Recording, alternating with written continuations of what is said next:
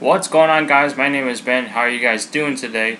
What I have for you today is a video on my thoughts on the iPod Touch 5th generation 4 months later, ever since I did the unboxing video of it, the full review. Well, that was actually a two-part review. So I just want to give you guys my general thoughts on the iPod Touch 5th generation 4 months later after I reviewed the thing. So before I do, let me just give you guys a rundown of what it looks like. You got the front-facing camera on the top, the home button. You got a 4-inch screen measured diagonally, and the screen has been increased 0.5 inches higher than compared to the last generation iPod Touch, also known as all the iPhones before the iPhone 5. On the left side of the device, you got the volume buttons right here, which are actually separate buttons. That was the same thing for the 4th generation iPod Touch, except the 4th generation iPod Touch, it was just plastic black buttons. This is actually stainless steel, or whatever this material is called. The right side, you got nothing, so you don't see anything on there. On the top, you got the sleep wake button, like so. And then on the bottom, you have the 3.5mm headset jack, the lightning connector, as well as the speaker. And then, of course, on the back, you got a camera right there, as well as the LED flash with the microphone right there. And you got this black strip right here, which is a Wi-Fi antenna behind it. So, what are my thoughts about the iPod Touch 4 months later? I still feel the same thing as I said in my review. This is a great product. I love the design of it, and I'm still not too crazy about this camera design right here. As you can see, it's sticking out of the casing. Now, someone did comment it on my review saying that if you were to drop it like this, the lens is not going to break. Okay, I can see why he's saying that, because if you guys can take a look, this camera doesn't do any good justice, but you do see like the lens is inside of the ring a little bit, which I guess that was the reason why he was saying the camera isn't going to crack. But if you hit the camera on the pedal, on a little pebble directly, I can't talk today, but if you hit it on a little pebble directly onto the lens, I'm sure it'll crack.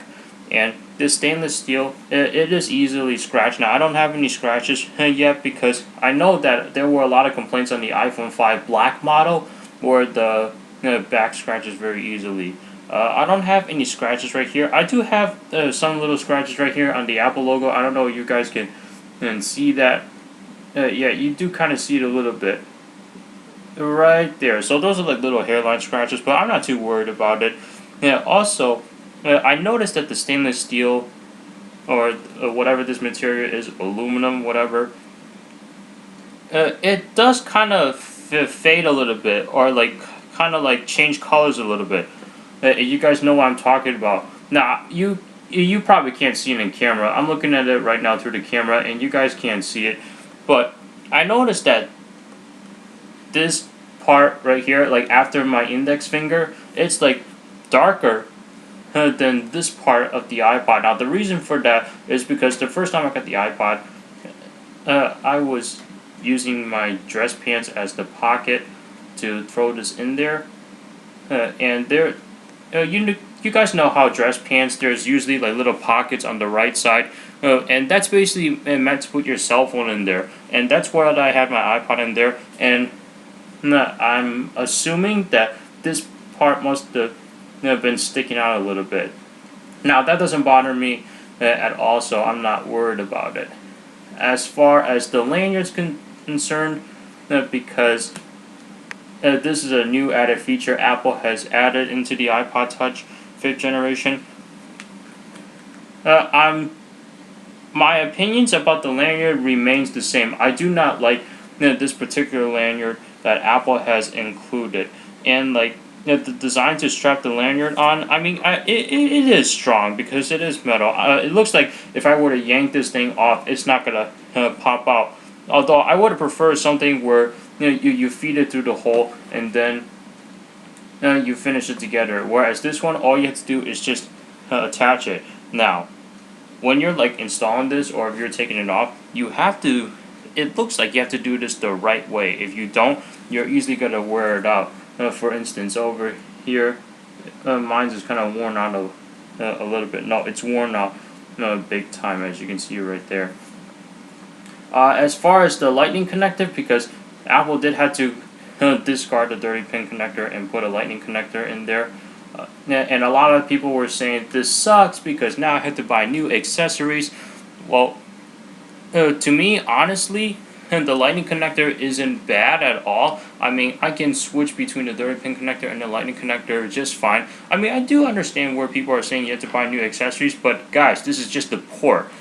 The port should not be one of the reasons why you should not get this device, because what really matters is the performance. You worried about how you're going to use this later, and if you guys don't want to buy new stuff, then don't buy new stuff. Keep using your old ones to do the old task, and then use your new device to do a little bit of everything without having to make so many connections.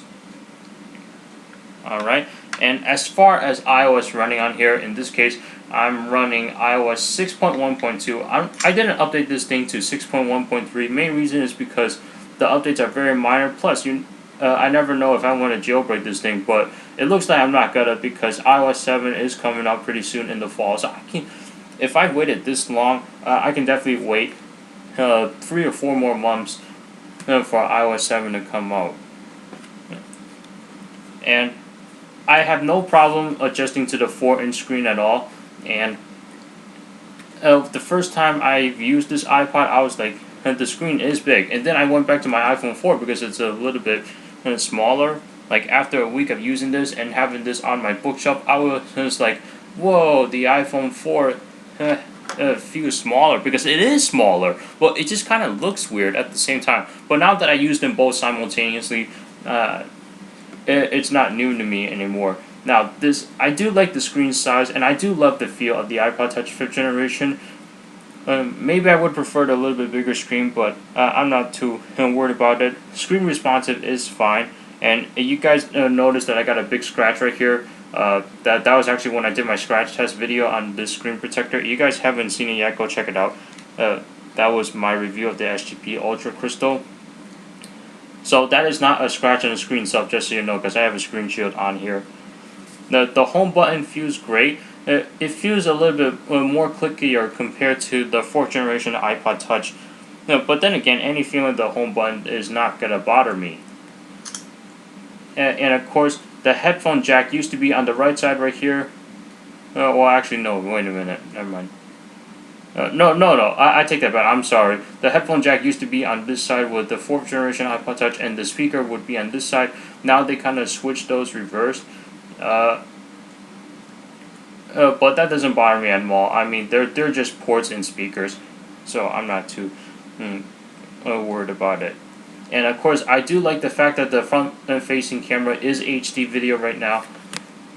Gives it a better video quality when using a front-facing camera, whereas the last generation, also on the iPhone 4, only had standard definition, also known as VGA. So overall, what are my thoughts about the iPod Touch 5th generation 4 months later? I still have the same opinions as when I reviewed it. The product is great, and nothing changed really ever since those 4 months.